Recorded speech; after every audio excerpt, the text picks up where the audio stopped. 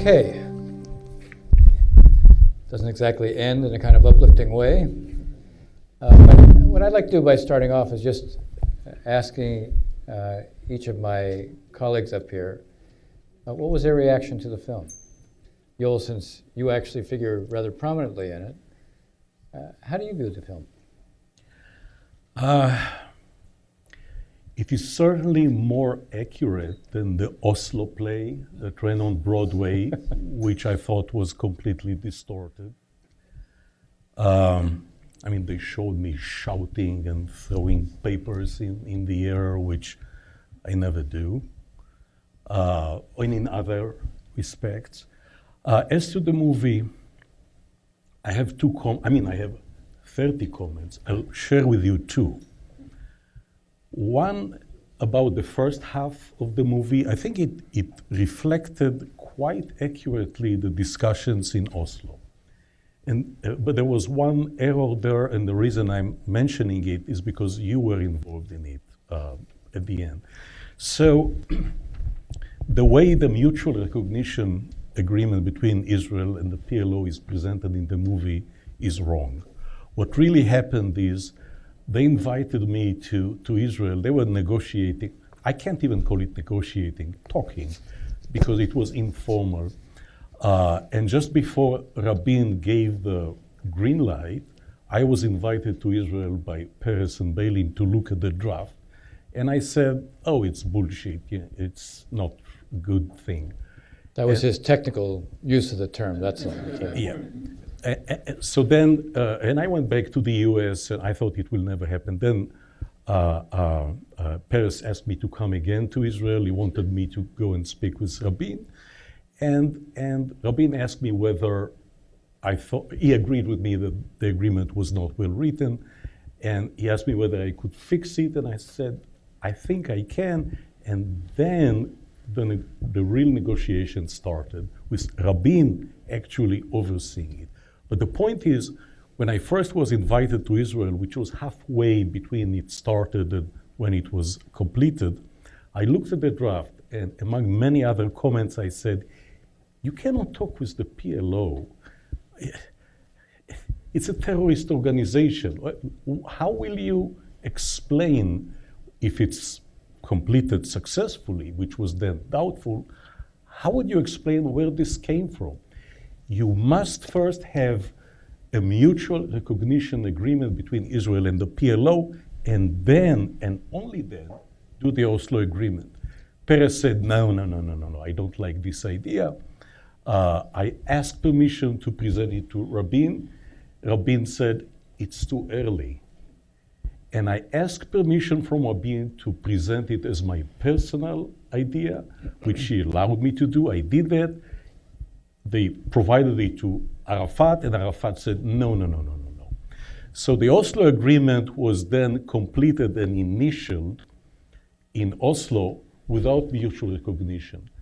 And then Peres and I were sent by Rabin to meet with Warren Christopher. You were there. Yep. In Fort Magoo. We presented the draft, and Peres, still against the mutual recognition agreement, asked whether the United States would agree to present it as a US proposal to the parties. Christopher called Clinton. Clinton said, no, we can't do that. Not quite like that. Oh, but, Christopher said, we can't. Christopher said, look, I need to talk with Dennis. We went into a separate room. I remember that. And his view was, we can't possibly do it because we didn't negotiate it. I said to him, not only can we not do it because we didn't negotiate it, it'll be exactly 30 minutes before it comes out that we had nothing to do with exactly. it. So then, and just to complete this, right. We haven't spoken about this for 25 years. I said, tonight is your opportunity to see us renew that acquaintance. Okay? And I said, I have an idea, which is we reach a mutual recognition agreement with the PLO and present it as what it is. And I have a draft here. You looked at it, and you said, well, change one little thing here because that will allow us, the United States, to allow PLO people to come here, which I did. And I didn't even go back to Israel with Peres. I went directly to Oslo, The PLO came there, and we had to quickly negotiate the mutual recognition agreement. So that's one inaccuracy. The other part of the movie, and I will do it quickly because you want to go home, I thought that everything that you saw was correct, but the editing made the collapse of the Oslo process to look like it was all Israel's fault. And I think that that was distorted. They told the truth, but they didn't tell the whole truth. Because I think that the Palestinians and Israel were equally responsible for the collapse of the peace process. In other words, had Rabin not been assassinated, there would still, in my view, not be a permanent status agreement today, because something was lacking on the Palestinian side. Now, I will stop here because I have other people sitting here. Ghaith, your reactions to the film? First reaction is, I want to kiss Joel and see how he reacts. But no, seriously, I mean, I was not involved in the process itself, so my reaction is really more almost personal and emotional to it. On the one hand, yeah, I mean, there's clearly sadness, there's clearly frustration, the failures, which I assume we'll talk about, what could have been done differently, the what have been, etc. But really what stuck with me is it almost brought me back to that time. I was a young professor just starting my career. I was in Jordan, first year teaching at university there.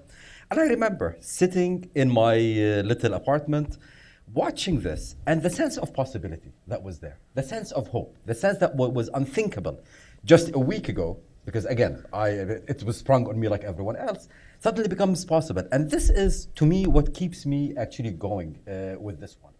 And this is what I find most frustrating in today's environment. I mean, policy problems, we can deal with them. We can resolve them. We have good ideas. I still believe that things can move forward. But how do you recreate hope? How do you convey the idea of hope? I mean, David and I do a lot of speaking at universities.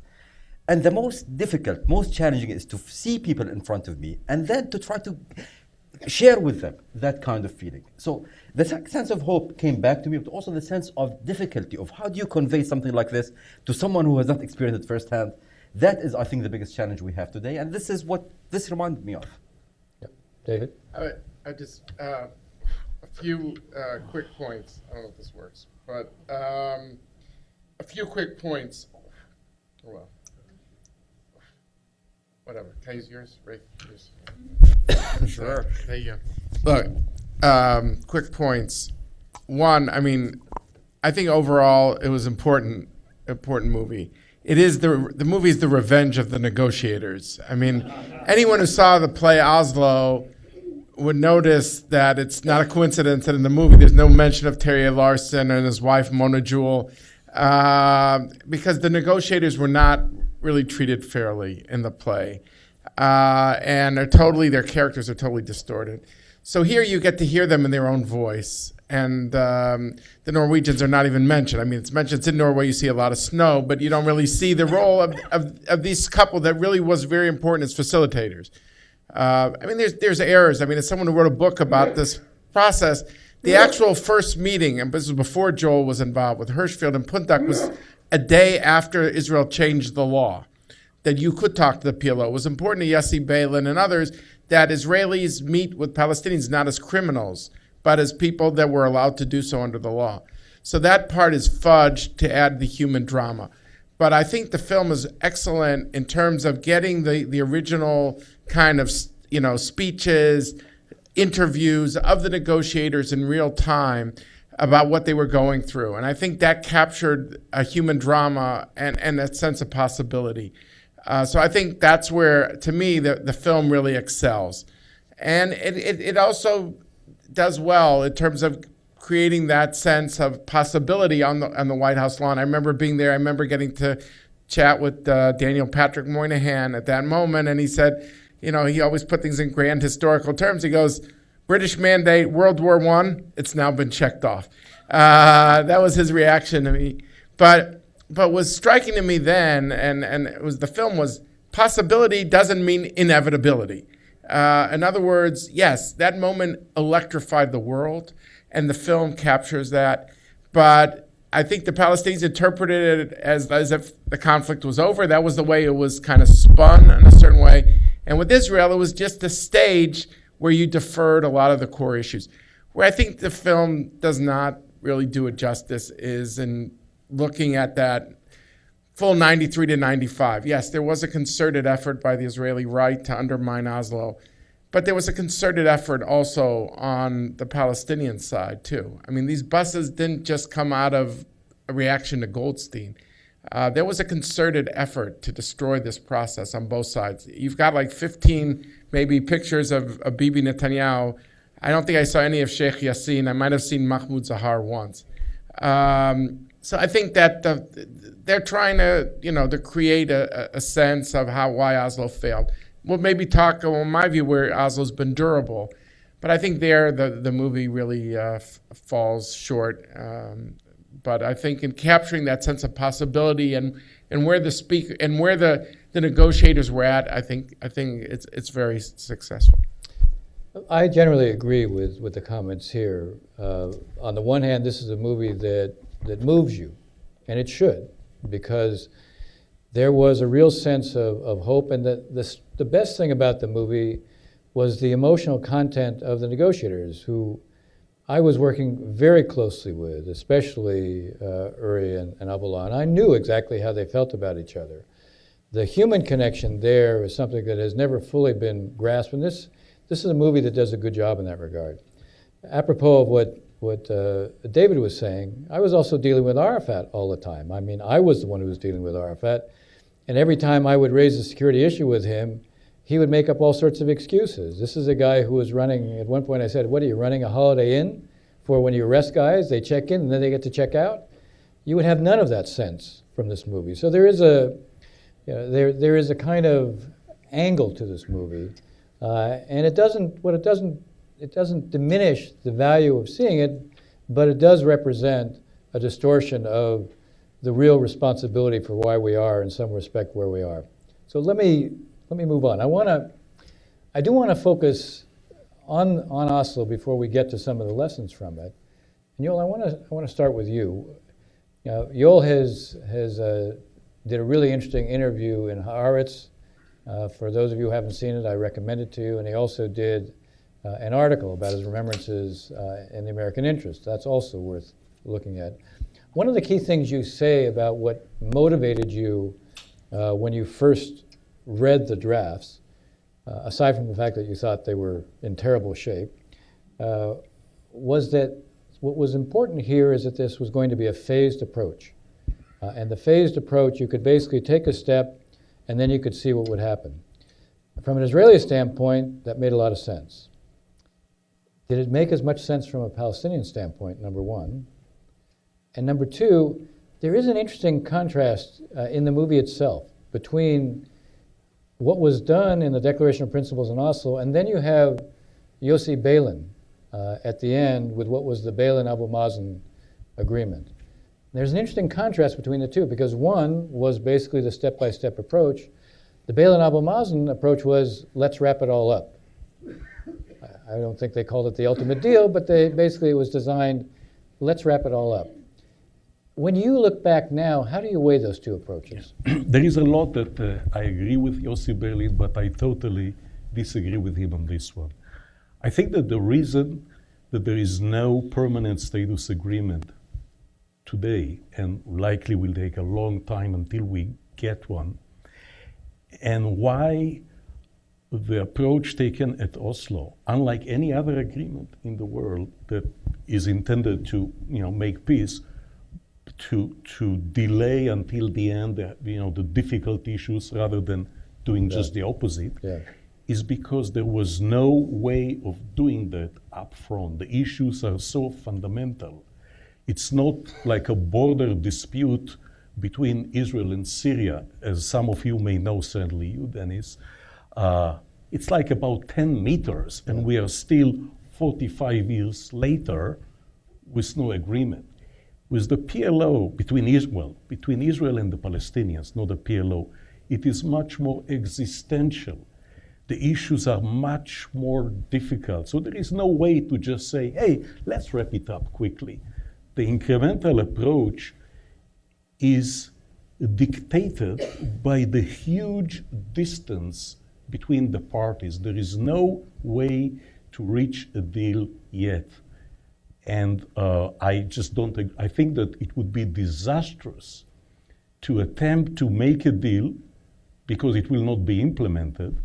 And it will be even more disastrous if it is implemented because it will collapse. Mm-hmm. The West Bank will look like Gaza if Israel and the Palestinians jump into the permanent status agreement, and everyone will be clapping their hands and shaking hands, and maybe this time hugging and kissing, but then it will collapse. Yeah. Ghaith, what do you think? I mean, there was no way that when Oslo was created that a permanent status solution could have been reached, for two reasons. One is political. At the end of the day, it was a political struggle for both leaders to sell this very basic, very necessary move of recognizing the other. I mean, that in itself. And this one thing, by the way, about this show is it shows a lot of the Israeli internal domestic tensions. The Palestinians had their own politics. And for Arafat, it was very hard to sell even that step. So to go and to say, look, we're giving up on the right of return, or we're dividing Jerusalem, something like this, I think would have been politically too ambitious. That's one component.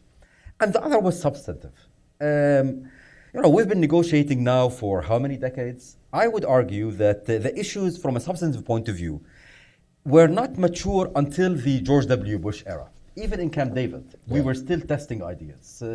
So to think that we will, with the crunch of time, with the lack of knowledge about these issues, and with the political weight, that we could have come with anything that is more permanent than Oslo is just simply revisionist and doesn't reflect the political or the substantive reality of that moment.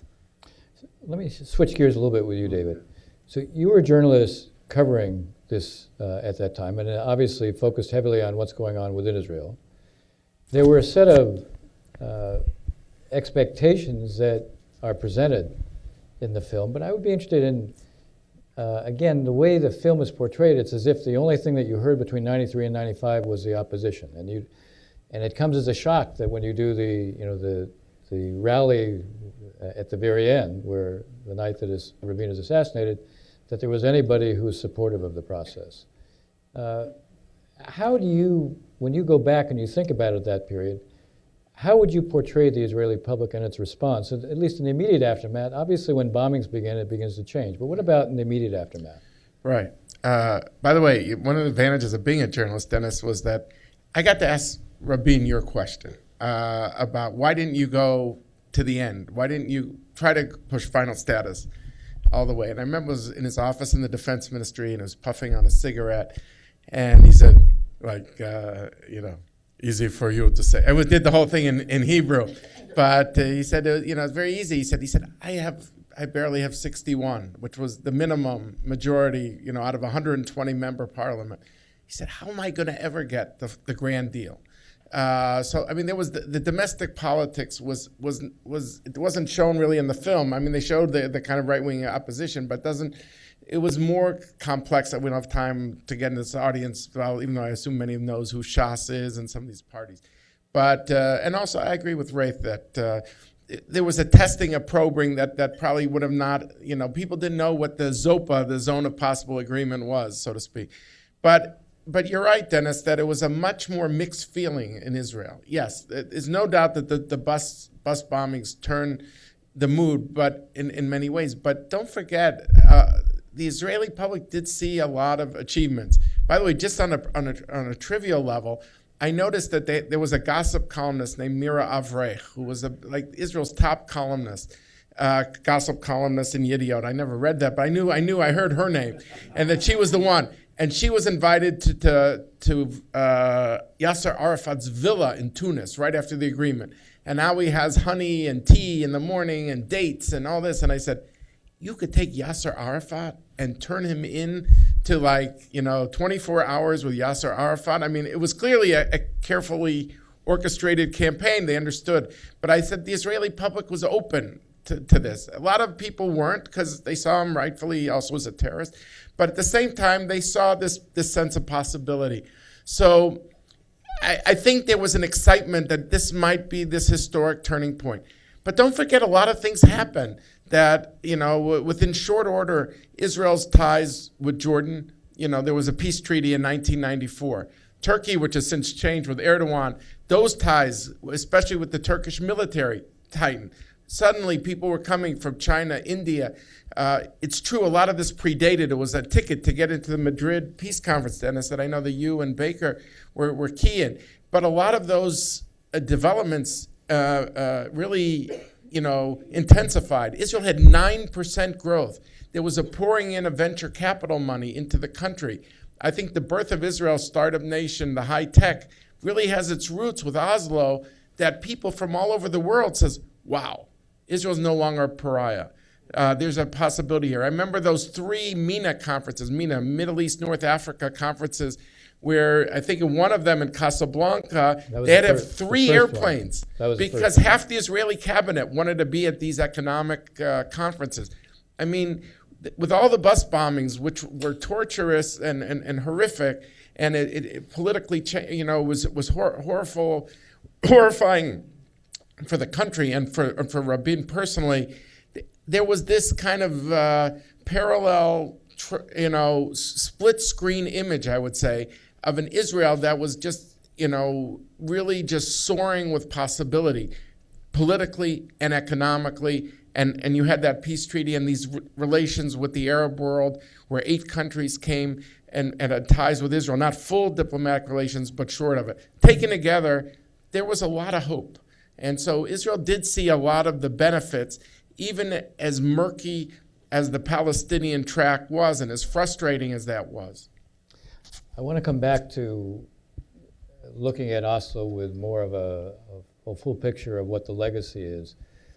But before we get to that, I want to, you talked about in your interview three mistakes. The first one was settlements. The second one was you felt that Israel made a mistake by turning over responsibility for security too soon to the Palestinians, and the last one was placing too much confidence in Arafat. I'm going to come back a little later to the settlement issue, but I want to focus for a second on the question of security. One of the interesting things is I used to hear from the Palestinians all the time was that Israel was retaining too much responsibility for security, number one. Number two, that Israel would use security as a kind of catch-all to justify why it needed to maintain control. So I would be interested in you explaining a little bit more why you think it was a mistake to be giving the Palestinians sort of direct responsibility for countering Hamas and others at that point. Yeah. Well, first let me tell a story about something that Rabin told me more than once as he was directing the Oslo negotiations. He said, if everything succeeds in the Oslo agreement, but security fails, the agreement will fail. If everything else fails, but the security aspects hold, it will be successful. And he was absolutely right in saying that. He almost predicted what would ultimately happen, but he still made an error. And this is my view. I proposed to him that during the 5-year transitional period, Israel should keep the responsibility for security as an exclusive Israeli responsibility. And when I'm talking about security, I mean internal security, meaning the Palestinian police will only take care of issues other than internal security. I thought that it is almost impossible for PLO soldiers that were called police officers to come from somewhere else. They've never been there. And hey, here is the key. You are not responsible for security. To be responsible for security, you have to really understand the area. to have good intelligence, to really control it, because there were so many Palestinian opposition forces, armed and dangerous, that wanted to prevent the agreement from going forward.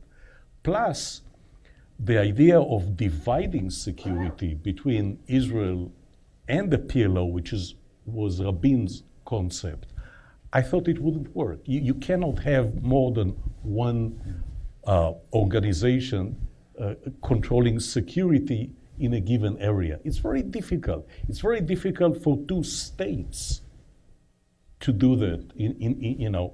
But for a former terrorist organization in transition to becoming a police and a state, I thought it wouldn't work. But Rabin was really, he really wanted it. He thought that was a good idea, and I think, obviously, in retrospect, everyone recognizes that he was wrong. Now, this was never some sort of a trick for Israel. I can only talk about the Rabin-Peres period. It was never a ploy to use security as a guise. On the contrary, the other option was to keep all of the security responsibility for Israel, and Rabin really wanted to give them authority in this area, which didn't work. So what was too much for the Palestinians ended up being too little for Israel, because look what happened in Gaza. Yeah. Israel left, Hamas took over. They killed PLO operatives. They threw them out of rooftops to their death. And this may happen in the West Bank unless the PLO is ready to really take control of security. It is interesting that when Fayyad becomes prime minister, and he really does create and is given the authority, they're actually quite effective in the West Bank. The question I have for you, Ghaith, is if Yoel is right that Israel had not divided this because it really wasn't practical, what would have been the response on the Palestinian side? This would have been simply the deal breaker. I mean, good idea, bad idea, that's besides the point. I think if Arafat saw that there is no security responsibility and control that he has, there would have been no deal. And that's for two reasons. One was simply, the ability to control territory. Limited territory, but without having a security capability, what kind of control are we talking about? A Palestinian Authority in that case would not have survived a minute, and if it did, under Israeli protection, think of how good that would have looked for him politically. But there was also a political component to this, and the political component was, it's part of the spin. For Israel and for Rabin, it was important to show that this is just a step that might or might not lead to a Palestinian state. We'll see how it goes. For Arafat to sell it to his public and to his political constituency, he had to show that we are in the beginning of creating a state. And not having a security force, which is the main attribute of a state, would have simply made this quite impossible. So from these points of view, I think there was no avoiding giving the Palestinian Authority security responsibilities if we wanted an agreement. Now, much could have been done differently. The structure, the architecture, as Yoel said, the division was too murky, too much overlap. I think, frankly, the Palestinians themselves should have done a better job in taking security more seriously, and the international community could have taken security more seriously and pushed the Palestinians to be more professional about it. What I would disagree with Yoel is that it would not have been impossible for the Palestinians to do that for the example that you gave, Dennis. The speed by which the Palestinian Authority under Fayyad reconstituted the Palestinian security forces with the American and Jordanian support. And we have right now an extremely effective security forces that are capable of holding territory. I think had we been, both as Palestinians and international community, more willing to invest in this professionalization of this, I think things would have been done differently. But to think that the PA would be created with no security responsibilities, that would have been a political red line. Can I react to that with two sentences? Yeah.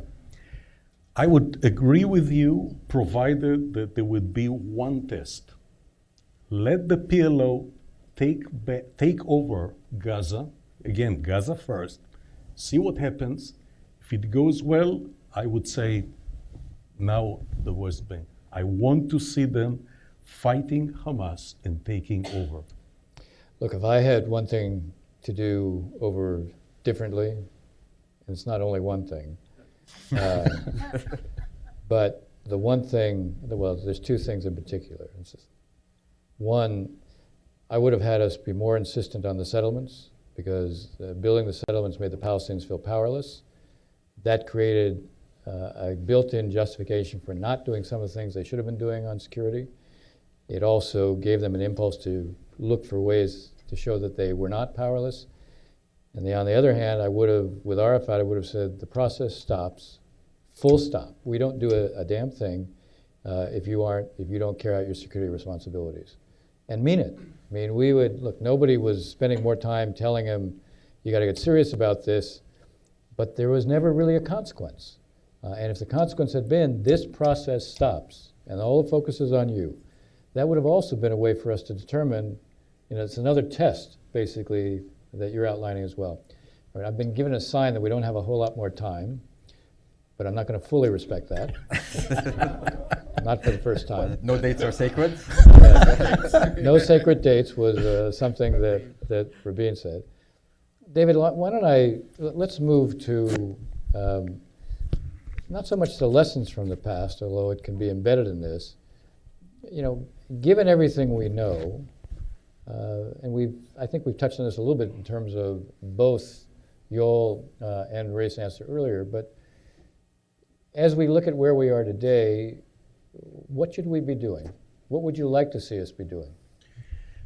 Look, I think the key is to respond to the gut fears of the public on both sides. At least, understand what's really in the guts of each side. Why are they so? You can understand why they're so skeptical after 25 years, and why some of them are downright cynical. Some have given up. 25 years is a distance. I think Oslo's proved to be more durable, that it has survived all these terrorism, assassination attempts, even the most right-wing party of the Jewish Home Party in Israel. And I've discussed this with Naftali Bennett at length. When I say, tell me, do you want to roll back the PA? Do you want to abolish it, dismantle it? He goes, no.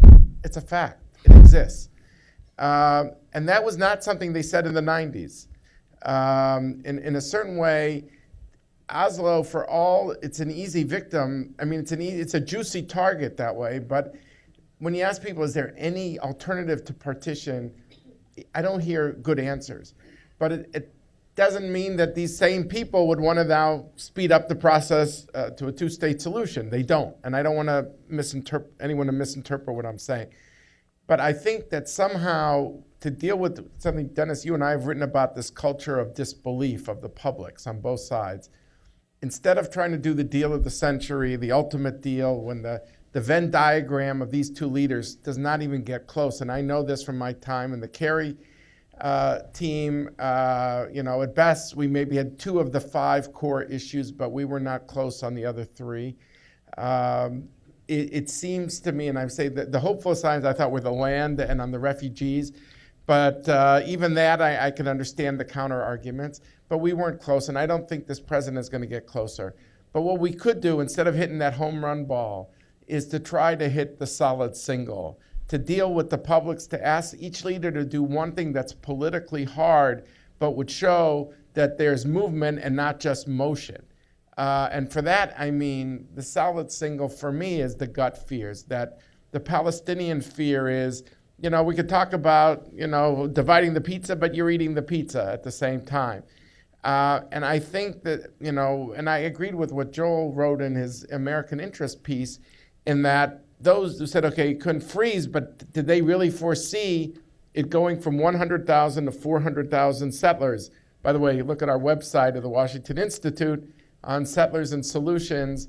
You could go on the web, and we try to look at how the settlement issue intersects with peace plans. But that was, I think that was a problem. But to me, the solid single here is to say, don't build over the barrier. 85% of the settlers live, of the Israelis over the Green Line live in 8% of the land within the security barrier. maintain the viability of the option of two states by don't building outside it. That would be the one solid signal that would deal with the gut fears on the Palestinian side that settlements makes a two-state solution impossible. And the second thing on the Israeli side, Israelis have reason to fear about the issue of incitement, terrorism. What are you teaching in the schools? These are valid fears.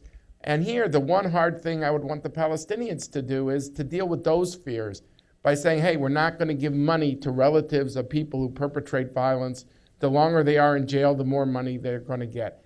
I think if you could do that one thing, we could restore credibility and hope to people that they would get out from the bleachers, to keep the sports metaphor going, and get them on the playing field, to bring people back into the arena, because they're not going to believe speeches anymore. It's gone on for too long. They'll believe what we do, not what we say. And what we do will have power. And that, I think, one hard thing that responds to the gut fears would go a long way. Does something else, by the way. If you could get each leader to take one hard step, it becomes a demonstration of their seriousness. Right. And when they're not willing to do that, it also tells you that, okay, the most you can do is much more limited. Ghaith, I want to give you not only a chance to address that, but I know this is on your mind, and we've kind of spoken around it. I would like you also to look at Oslo retrospectively and sort of ask the question, was there an alternative? Okay, so on this question first, on David's, I mean, I wish to see the leaders do difficult decisions.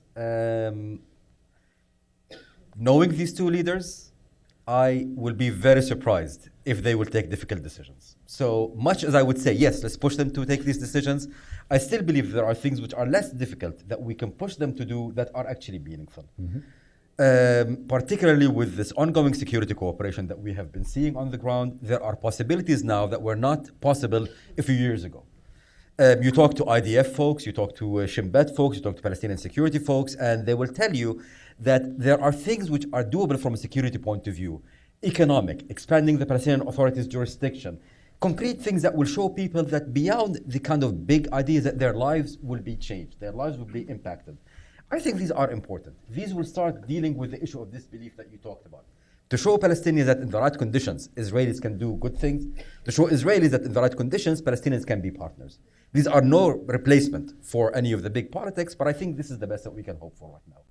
As to the second point, and thank you for raising it, and this is maybe not very important for this audience, but something that Hanan Ashrawi said in the very end. Oslo perpetuated the occupation. I beg to differ. If you look at what was available for the Palestinians at that point, things were not looking so rosy. I mean, in looking back at history, many Palestinians will tell you, have we not done it? Now things will be better. Where were the Palestinians then? The PLO, after Arafat made what I think maybe his most or second most irresponsible decision, supporting Saddam in Kuwait, the PLO was isolated. It was broke. The PLO has been pushed further and further from the theater of operation, from Jordan to Lebanon, ultimately to Tunisia. The PLO was starting to see it losing its grip on the ground. The first intifada was not only a surprise to the Israelis, it was a surprise to the PLO. Right. So in that sense, to think that the trajectory that the Palestinians were going towards was a trajectory of collapse. And then to come back and say things would have gone better had we not done that, I think that is a mistake in looking at history. Yes, we could have dealt with Oslo and post-Oslo in a better way, but I simply do not believe that in reality anything was available better than getting into a deal, even though the deal was imperfect. Yoel, as you look ahead now, you obviously have a much longer time horizon now in terms of what can be done. What would be your immediate priorities right now? Well, there is a Laurel and Hardy movie in which they progressively destroy the house of their enemy while their enemy destroys their car. It's called tit for tat, as the whole thing spirals from I'll give you a blow, I'll return a blow, I'll give you a blow. So the way I see it, you have to do a reverse tit for tat, where through a stage, not stage in theatrical terms, stage in the sense of, negotiated and agreed upon approach where I give you more, I give you more, I give you more, and you do the opposite of spiraling down, you spiral up, where you start with the easier issues and you proceed, and it may take years. Yeah. You proceed progressively to the more difficult issues. For example, but I need to be the Israeli Prime Minister and the Palestinian Rais at the same time to do that. I don't trust them to be able to do that. But Israel should not only freeze settlements, but begin to take away isolated settlements and just take care. Don't wait until the end. The same way that Ariel Sharon did when he decided to withdraw from Gaza. There were some settlements that were taken off in the West Bank. Same thing. Everything outside the war should progressively, through incentives, not by force, but buying their houses, giving them in the opposite of giving them incentives to settle, giving them now incentives to go out. On the Palestinian side, building the Palestinian police for the day of, the day where they will need to be on their own and take responsibility for security. Just building them, lowering the level of the anti-Israeli rhetoric and all of that. And giving them more authority here, another block of area, here, another block of area, and so forth. Okay, I gather I've already gone over the limit in terms of time, so maybe we'll arrange another such meeting and we'll invite people to come. I would just say, to put everything in perspective, as much as there is very little hope now, I would just ask you to keep one thing in mind. The Palestinians are not going anyplace and the Israelis are not going anyplace. So those who think that, nothing can happen or, we'll just wait for one state. And by the way, right now on the Israeli side, there's a group that believes in one state. On the Palestinian side, there's a group that believes in one state. They have completely different definitions of what the one state is. The one thing I can tell you for sure, one state means a perpetual conflict because you have two national identities. They're not going to be reconciled in one state. So the idea that nothing can be done, just bear in mind that because neither party is going anyplace, something still has to be done. Thanks very much for coming, and I'm sure we'll continue the discussion. Great. Good.